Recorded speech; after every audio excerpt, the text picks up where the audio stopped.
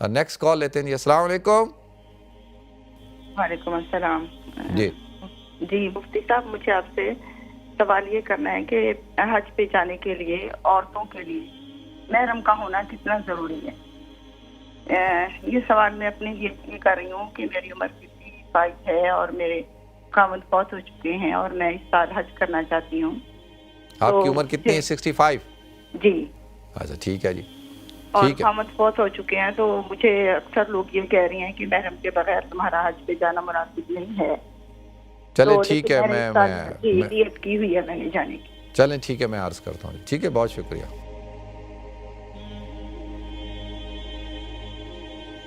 محترم ناظرین کرام، بزرگان دین اور میری عزیز ماؤں اور بہنوں بھائیوں، السلام علیکم ورحمۃ اللہ وبرکاتہ.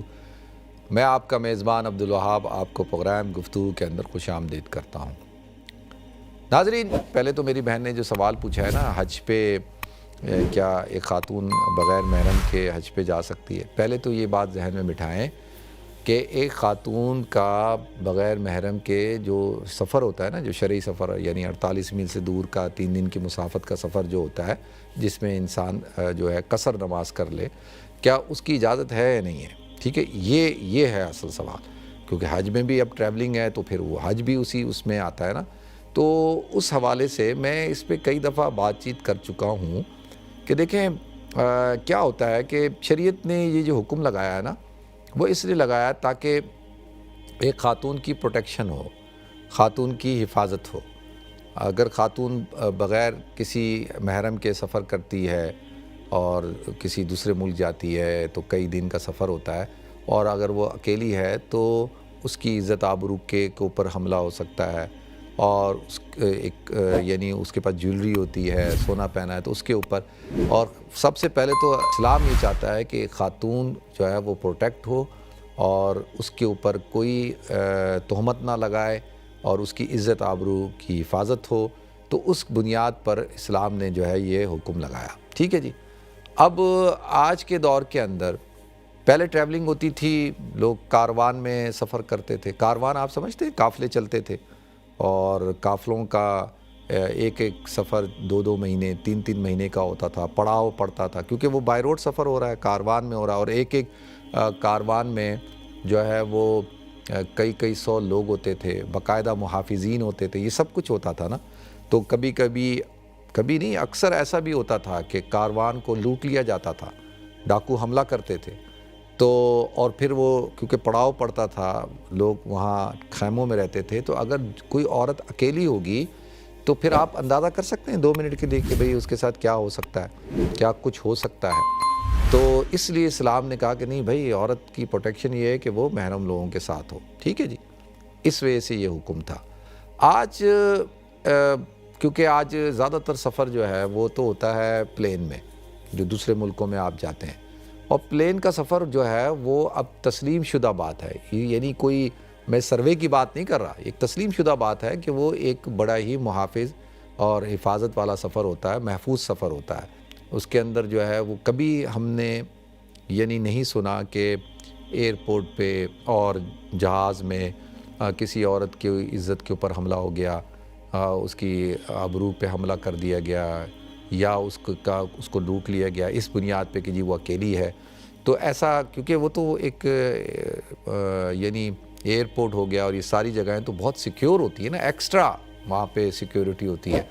تو لہذا اس حوالے سے تو کوئی ایسی چیز نہیں ہے. ہاں یہ ضرور ہے کہ آپ اگر ایسے اس کے اوپر کوئی تہمت نہ لگ جائے تو اس کو اپنے آپ کو ایسی سچویشن سے بچانا ہے. ٹھیک ہے. لیکن اس طرح کی تو کوئی صورتحال نہیں، اور گھنٹوں میں سفر ہو جاتا ہے. ایک ملک سے دوسرے ملک آپ کئی گھنٹوں میں پہنچ جاتے ہیں، اور یہاں ایئرپورٹ سے بیٹھے وہاں ایئرپورٹ پہ اتر گئے، وہ بھی سیکیور یہ بھی سیکیور، وہاں پہ آپ کو محرم نے لے لیا، یہاں پہ محرم نے چھوڑ دیا. تو اس حوالے سے اس وقت میں تھوڑی سی ریلیکسیشن ہے. ٹھیک ہے جی. کیونکہ حالات جو ہے وہ بدل چکے ہیں.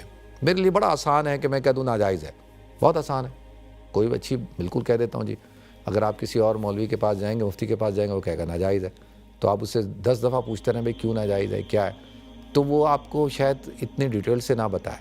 لیکن میں یہ سمجھتا ہوں کہ دیکھیں جو اسلام ہے وہ اسلام کسی کو پرابلم دینے کے لیے نہیں ہے، لوگوں کی زندگیوں کو تنگ کرنے کے لیے نہیں ہے.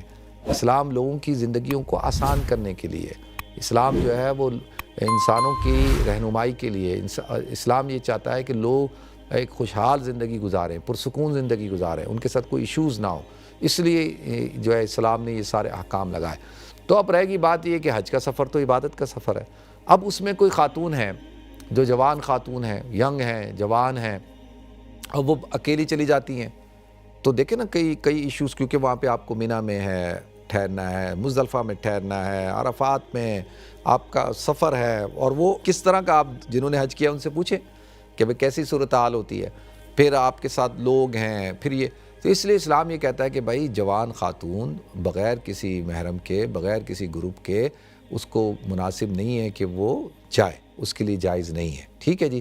تو یہ تو شریعت کا حکم ہے۔ باقی اگر کوئی خاتون بڑی ہے جو 50-55 سال 60 سال کی ہے، اور وہ کسی ایسے گروپ کے ساتھ جا رہی ہے جس میں اور خواتین بھی ہیں اور لوگ بھی ہیں، تو وہ پھر اس میں تھوڑی سی ریلیکسیشن ہے کہ وہ جا سکتی ہے، لیکن بہتر یہی ہے کہ اس میں بھی اگر کوئی محرم ہو تو بہت اچھی بات ہے، اگر محرم نہیں ہے تو اس میں قباحت کم ہے، اس لیے اس میں اجازت دی جاتی ہے کہ وہ اب جا سکتی ہیں۔ اس لیے سعودی عرب نے اب وہ ان کو ویزا بھی ایشو کر دیتے ہیں اور وہ ان کو اجازت بھی دے دیتے ہیں، ٹھیک ہے جی۔